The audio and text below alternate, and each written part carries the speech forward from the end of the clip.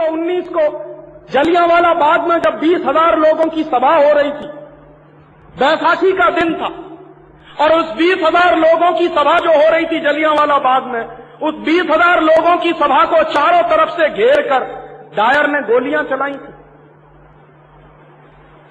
पता नहीं आप में से कितने लोगों ने जलियांवाला बाग देखा।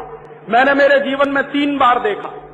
उस जलियांवाला बाग में अंदर घुसने के लिए छोटा सा गेट है 3.5 फुट का, बाकी चारों तरफ से बाउंड्री वॉल से घिरा हुआ है पूरा बाग।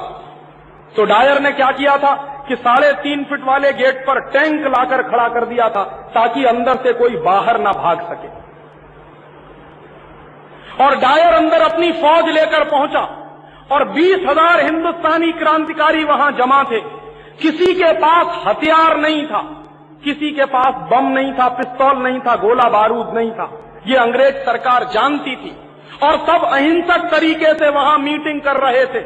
और उस अहिंसक तरीके से 20,000 लोगों की जो मीटिंग चल रही थी, डायर ने बिना चेतावनी दिए हुए उन 20,000 लोगों पर गोली चलाना शुरू कर दिया और 18 मिनट गोलियां चलती रही। 1-2 मिनट नहीं, 18 मिनट गोलियां चली।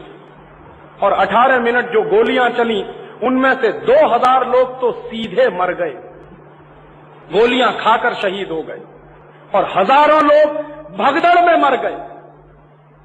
जलियांवाला बाग में एक कुआं है, उस कुएं में कूदने के लिए शहीदों को लगा कि जान बच जाएगी, इस कुएं में कूदो, तो सैकड़ों हजारों तो उस कुएं में कूदने के बाद मर गए।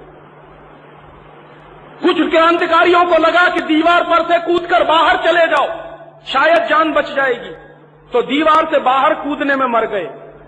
और कुछ लोग भगदड़ में पैर के नीचे कुचलकर मर गए।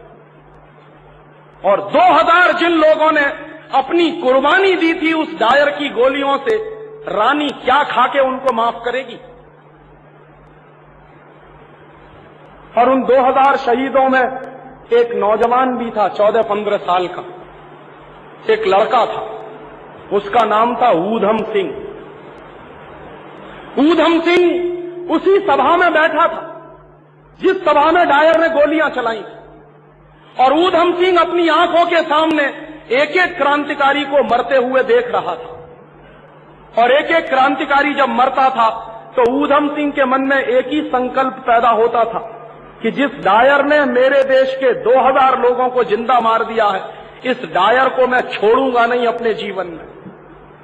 उस ऊधम सिंह के जीवन का एक ही मिशन रहा, ताजीवन उस आदमी ने, उस नौजवान ने अपनी जवानी गुजारी सिर्फ डायर से बदला लेने के लिए। और वो 14 साल का बेटा, बालक, इस भारत मां का 14 साल के बच्चे की उम्र क्या होती है और समझ क्या होती है, जरा अंदाजा करिए। हिंदुस्तान में क्रांतिकारियों की उम्र नहीं देखी जाती कभी। उस 14 साल के बालक की क्या उम्र थी, क्या समझ थी। वो मरते हुए लोगों की लाश को एक किनारे रखता था और जो मरने वाले क्रांतिकारी थे उनको पानी पिलाने का काम करता था। और जब गोलियां चलना बंद हो गई तो उन सारी मरी हुई लाशों को अंदर जलियांवाला बाग से बाहर लाने के काम में ऊधम सिंह और ऊधम सिंह जैसे तमाम नौजवान थे जो जुटे हुए। और ऊधम सिंह ने उसी दिन संकल्प कर लिया था कि मैं इस डायर को जिंदा नहीं छोड़ूंगा जिसने मेरे देश के 2,000 लोगों को मार दिया है गोलियों से। ऊधम सिंह बाद में बड़ा हुआ। बड़ा होने पर उसके सामने जीविका का प्रश्न आया कि जीविका कैसे चलाई जाए। तो नौजवान के मन में जीविका चलाने के प्रति एक ही उद्देश्य था कि मुझे जिंदा रहना है डायर के मरने तक, और कोई उद्देश्य नहीं है जीवन का। और वो लड़का बढ़ईगिरी के काम में लगा, कारपेंटर हो गया, लोहारी का काम किया, बढ़ईगिरी का काम किया। उसके बाद जीवन में कुछ पैसा बनाया उसने और पैसा बनाकर लंदन गया। क्यों गया? क्योंकि डायर ने जब यहां हत्याकांड कर दिया था तो डायर का तबादला कर दिया गया था और उसको लंदन भेज दिया था अंग्रेजों की सरकार। तो डायर की तलाश में ऊधम सिंह लंदन तक पहुंचा और लंदन पहुंचने के बाद फिर पैसे खत्म हो गए तो उसने लंदन के एक होटल में बैरे की नौकरी की। और महीनों महीनों बैरे की नौकरी करने के बाद कुछ पैसा बनाया तो उससे एक रिवॉल्वर खरीदी उस नौजवान ने।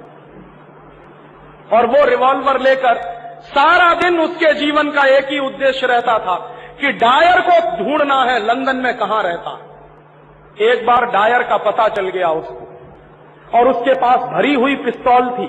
डायर सामने से आ रहा था। ऊधम सिंह चाहता तो पिस्तौल मार के उसको वहीं ढेर कर सकता था, लेकिन उसके मन में विचार आया कि नहीं, इसको ऐसे नहीं मारूंगा। जिस तरह इसने हिंदुस्तान के एक भरी हुई सभा में 2000 लोगों को मारा है, वैसे ही किसी भरी हुई सभा में इस ऊधम सिंह ने संकल्प किया है डायर को मारने का। तो मारा नहीं उसने डायर को, और उसने कहा कि ये तो कमजोरी होगी और मैं कमजोर देश का आदमी नहीं, ये कमजोरी नहीं करूंगा। उसके बाद अंग्रेजों की सरकार ने डायर के सम्मान में एक बहुत बड़ा फंक्शन किया लंदन में। और डायर के सम्मान में अंग्रेजों की सरकार ने वो फंक्शन क्यों किया? डायर के सम्मान में अंग्रेजों की सरकार ने इसलिए फंक्शन किया कि डायर ने हिंदुस्तान के 2000 क्रांतिकारियों को मारा, तो अंग्रेजी सरकार ने उसको नाइटहुड की उपाधि दी थी कि इसने हिंदुस्तान के 2000 क्रांतिकारियों को मार दिया है, इसलिए इसको इनाम मिलना चाहिए। तो इनाम दिया गया था डायर को। और जिस समारोह में, जिस जलसे में डायर को ये इनाम दिया जा रहा था, उसकी स्तुति गान किया जा रहा था, उसकी प्रशंसाएं की जा रही थी, उसी भरी मीटिंग में ऊधम सिंह बैठा हुआ था। और जब ऊधम सिंह के बर्दाश्त के बाहर हो गई सब बात, तो चुपचाप उठा, मंच तक आया, बड़े आराम से पिस्तौल निकाली और गोली चलाई। डायर वहीं ढेर हो गया।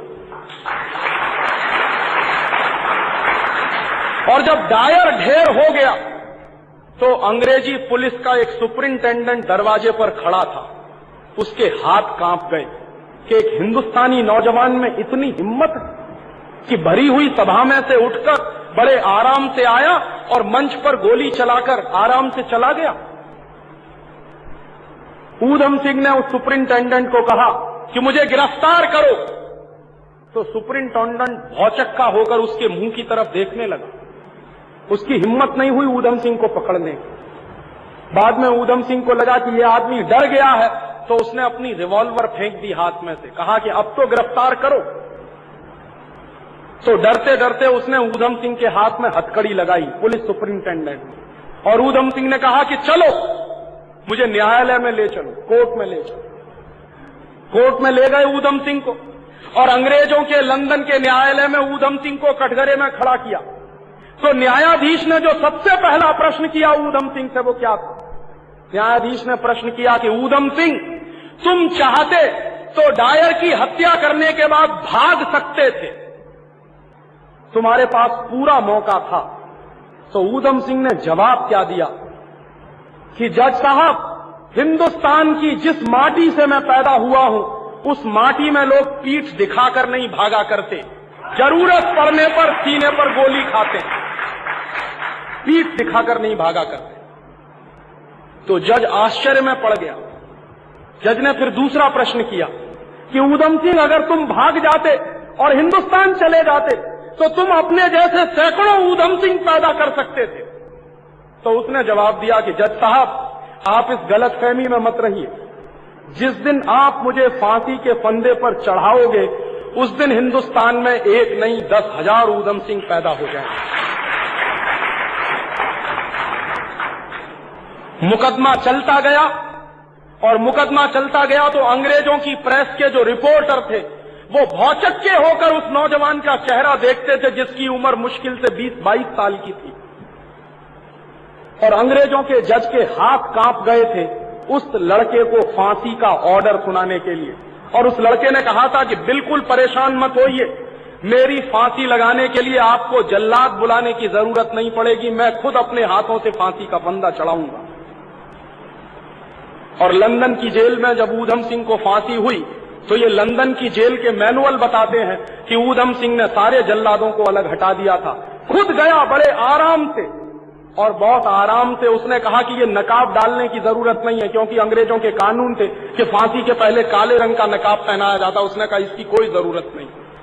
बहुत आराम से खुद फांसी का फंदा उसने गले में लटकाया और झूल गया। ऐसे नौजवान को रानी माफ करेगी क्या? ऐसे नौजवान की शहादत का कोई मूल्य हो सकता है क्या? और ऐसे नौजवान की शहादत की जमीन है अमृतसर का जलियांवाला बाग, और उस जलियांवाला बाग में ऐसी रानी के खराब और अपवित्र कदमों का हिंदुस्तान की सरकार के द्वारा वहां पहुंचाया जाना सबसे ज्यादा राष्ट्रीय सम्मान के खिलाफ काम है।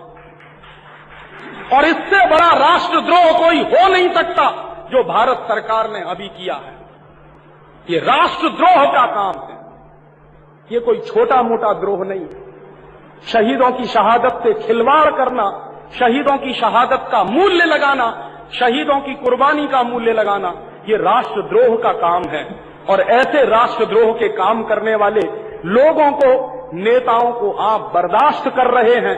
और मैं आपसे इसी निवेदन के साथ अपना व्याख्यान खत्म कर रहा हूं कि ये इतने बड़े प्रश्न हैं जो आपके बीच में मैंने उठाए हैं, इनका जवाब तलाशिए।